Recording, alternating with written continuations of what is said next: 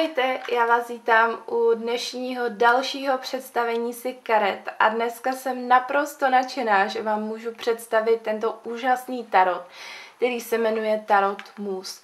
Já jsem po tomhle tarotu koukala strašně dlouho, nemohla jsem ho nikde sehnat a pak jsem ho našla v knihkupectví. A i když jako ta cena nebyla úplně nejmenší, tak jsem ho hned musela popadnout a vzít, protože prostě ten tarot je naprosto nádherný a až ho uvidíte, tak sami uznáte, že je prostě dokonalý. A napsala to tedy, nebo napsala takhle, autorkou je tedy Chris N. A je to samozřejmě kniha 78 karet, jak jsme u tarotu prostě zvyklí. Když se podíváme, tak ta knížečka prostě, nebo ne knížečka, pardon, ta krabička nám tady něco málo ukáže, každopádně zase, pokud třeba koukáte na nějaké tarotové výklady, tak tyto karty používá spousta kartářek. Jak už jsme tradičně zvyklí, tak karty jsou od nakladatelství Synergie a když se podíváme dovnitř, protože obálka je naprosto nádherná, ale uvnitř je to taky úplně wow, tak tady máme vlastně knížečku, ve které máme všechny důležité informace. A knížečka, já jsem ji teda, se přiznám, ještě nezkoumala. Jo, já jsem se naučila poslední dobou, že když mám nové karty, tak automaticky zkoumám pomocí výkladu. Já už ani nečtu moc knížečky, takže já už se s kartama automaticky propojuju díky výkladu a pak mám pocit, že ty karty prostě, že spolu fakt jako máme úplně perfektní vztah. Tak, když se podíváme dovnitř teda, tak v krabičce je takhle krásně takové akvárium, prostě jsou tu rybičky. No a na druhé vlastně krabičce máme ještě takhle vzkaz. Vpravdě je kouzlo, v mých žilách je pravda, v nich má krev tiše promlouvá a moje mysl zpříma se ubírá. Je to trošku jiný typ tarotu, než na jaký jsme zvyklí, protože klasicky jsou v tarotu prostě poháry, holé, meče, pentakly a velká arkána. Tady teda je stále velká arkána, ale co se týká těch ostatních energií, jsou trošičku změněné na jiná slova a taky mají malinkato jiný význam, ale ne až tolik. Každopádně, když se podíváme, tak jakože rub těchto karet je naprosto nádherný.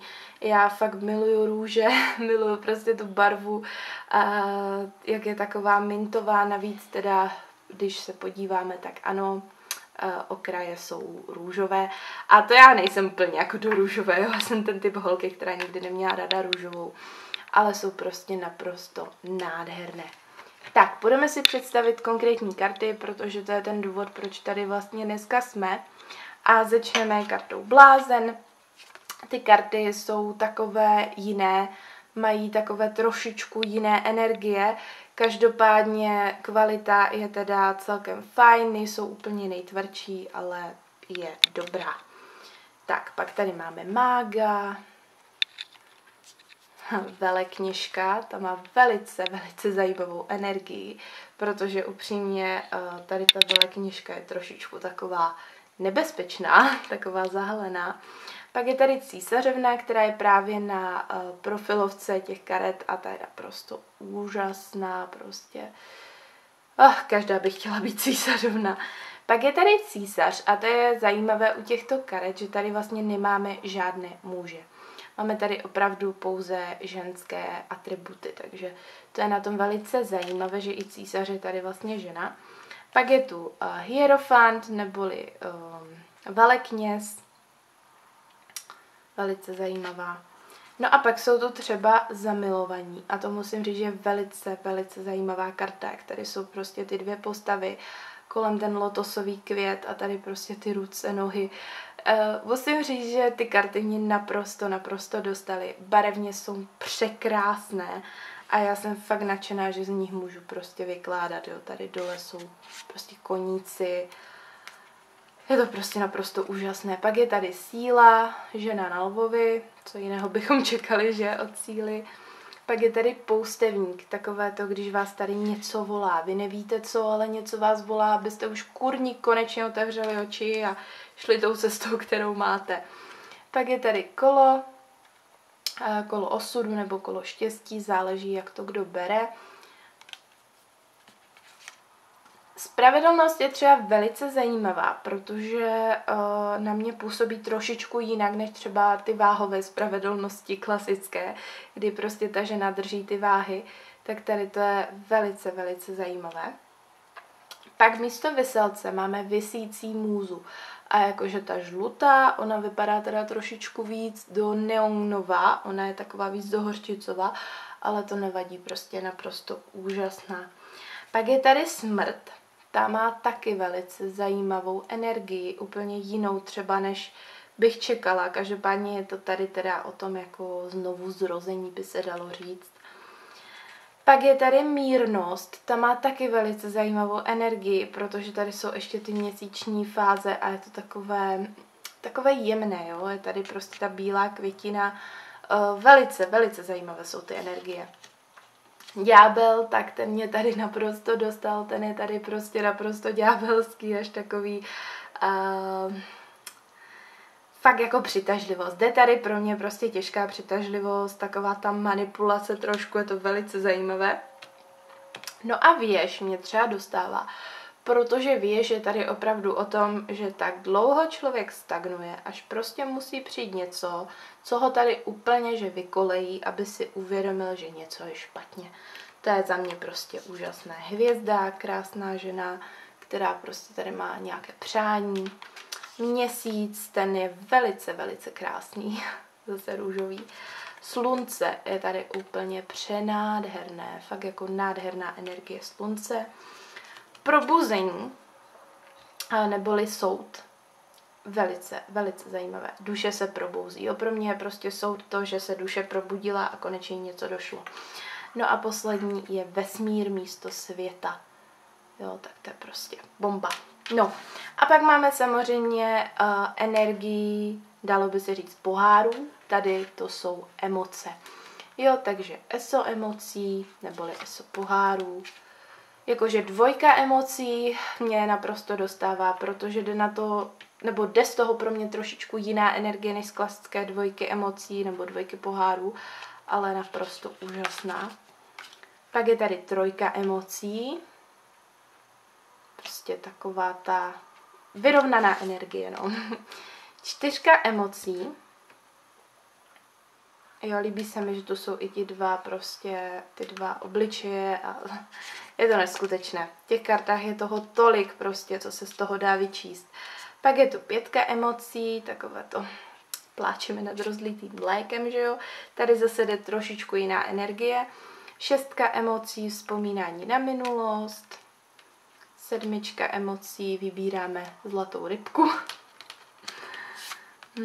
8 emocí, takový ten odchod někam prostě jinam, někam pryč.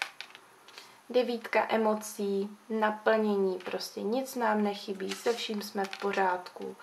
No a 10 emocí, to už je prostě spokojenost. Jo? Zajímavá 10 emocí tady. Musím říct, že je velice, velice zajímavá.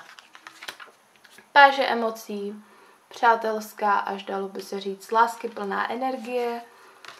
Rytíř emocí, jakože ty koně, kteří jsou tu místo těch rytířů, ty jsou úžasní. Já si myslím, že spousta žen by brala radši toho koně, než toho chlapa.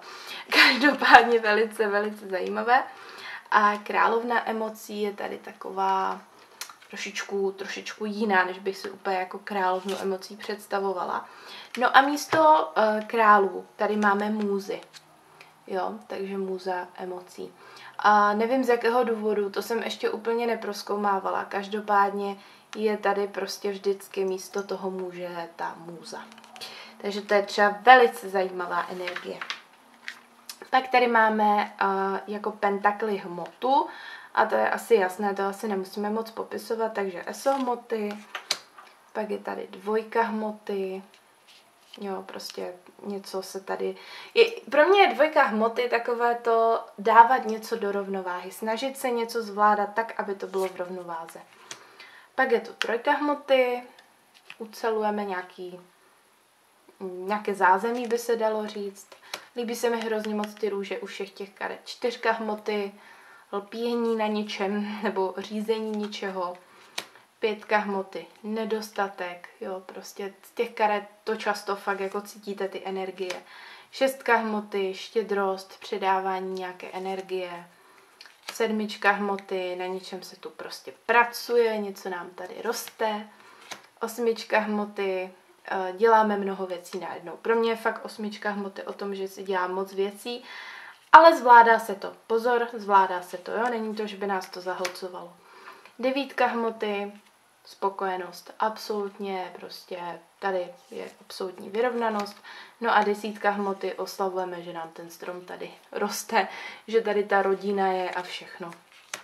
Páže hmoty, naprosto úžasná energie, prostě vyrovnané osoby. Pro mě třeba páže hmoty znamená něco trošku jiného než páže pentaklů, ale velice zase zajímavá, protože tady je ta žena a má tu ty růžičky. Rytíř hmoty, jakože úžasný. Fakt říkám, prostě většina žen by radši brala toho koně. Pak je tu královna hmoty, naprosto nádherná žena. Fakt jako tohle je naprosto překrásná žena. No a zase muza hmoty místo krále pentaklů, nebo krále hmoty, tak tady je zase muza. Tak, budeme pokračovat inspirací a to jsou tedy hole v tarotu, takže tady máme ESO inspirací, dvojku inspirací, zase nad něčím se tady rozhodujeme, jo, nemáme ke všemu moc jako informací. Trojka inspirací, něco už se tu jako započalo, někam už se vydávám, jsou tady ty dveře, jo. Čtyřka inspirací, uzemnění, oslava, nějaké napojení se, by se dalo říct, na tu duši. Pětka inspirací, zase nějaké zkoušky nebo prostě něco překonáváme. Je to velice zajímavé. Šestka inspirací, vítězství. Tady ta žena je naprosto se vším spokojená. Všichni ji tu oslavují. Sedmička inspirací, sedmička holí, jo, prostě sama si tam všechno tvořím a kašlu na ostatní. Osmička inspirací, něco jde hodně rychle dopředu. Devítka inspirací, odhodlání k něčemu. No a desítka inspirací. Ta je teda velice zajímavá, má trošičku pro mě jinou energii než třeba desítka holí, ale zase prostě je tady na těch bedrech jsou ty starosti. Páže inspirací, hravost, jo, je tady ta černá kočka, což je vlastně taková ta známka spirituality, by se dalo trošku říct. Rytíř inspirací, to je taková ta rychlá energie toho zase koně. A královna inspirací, neboli královna holí, nádherná. Nádherná žena, fakt jako prostě tady úplně září. No a poslední je muza inspirací, zase místo krále. A ony ty muzy jsou trošičku o těch příležitostech, o těch možnostech, které přichází. Tak a jdeme na poslední energii a to je mečová energie. Tady to jsou hlasy, protože meče jsou často ty myšlenky a ta komunikace a tak dále, prostě to, co nás zraňuje. Takže tady máme ESO hlasů, ESO mečů, jo, tady je prostě jasně daná komunikace. Pak je tu dvojka hlasů, neboli dvojka mečů. Tady prostě něco nechceme vidět, jo, něco prostě, kvůli něčemu zavíráme oči. Pak tady máme trojku hlasů, to je ta největší prostě bolest, ona ta trojka je prostě, není příjemná, no, ta mečová. Čtyřka hlasů, tady si prostě od něčeho odpočíváme a dejte nám pokoj. Pětka hlasů nebo pětka mečů, takové to, že je tady nějaká nová příležitost. Pro mě třeba úplně jiná energie než u pětky mečů tady. Šestka mečů, někam se vydáváme pryč. Jo, někdo nám to ještě pomáhá k tomu, zase trošku jiná energie. Sedmička mečů je třeba zajímavá, protože je to zrada. A tady v té sedmičce hlasů z té jedné strany je ta žena takováhle a z druhé strany to teda není moc pozitivní. Takže tu musím ještě pořádně prozkoumat. Zatím ji beru jako takovou těžší kartičku, ale úplně nevím, jak moc na ní zatím nahlížet. Osmička mečů, tady je to jasné, nějaká bolest nás prostě svazuje, nějaké naše myšlenky, problémky. Devítka mečů, to je prostě pro mě je devítka mečů buď noční můry, anebo sny.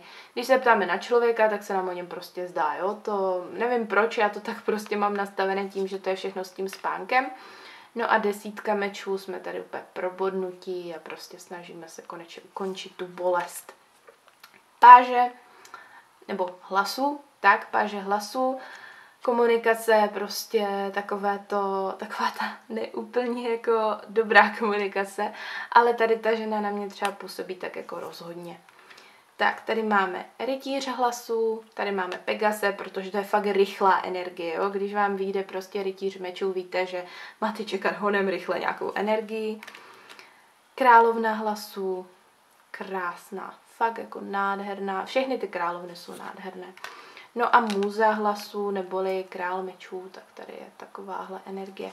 Jsou to velice, velice zajímavé energie. Ty kartičky jsou matné, což může někomu připadat hrozné, protože já vím, že třeba u tarotu světla a stínu to spousta lidí nemá ráda, že ty karty jsou matné, ale mě to třeba absolutně nevadí. Já mám ty matné karty možná i o něco radši, protože nevyskakují úplně sami, takže potom se mi nestane, že mi třeba vypadne několik karet najednou, ale fakt jakože jdou prostě postupně, což je fajn, že potom nemusím přemýšlet nad tím, kolik jich můžu a nemůžu vyndat. Takže to bylo představení těchto karet. Já vám děkuji, že jste se dívali. Určitě se na tyhle kartičky podívejte, protože jsou naprosto nádherné. A pokud je prostě v knihkupectví najdete, tak jako já bych neváhala, jo. To jsou prostě nádherné karty, ale zase řeknu vám to na rovinu, pro začátečníky bych je úplně zatím nebrala. Myslím si, že je dobré znát aspoň trošku tarot, než se úplně do těchto kartiček pustíte. Pokud byste měli jakékoliv otázky nebo cokoliv jste potřebovali vědět, tak pište buď tady do komentářů nebo soukromně na mail, který máte dole, a zatím si mějte. Ahoj!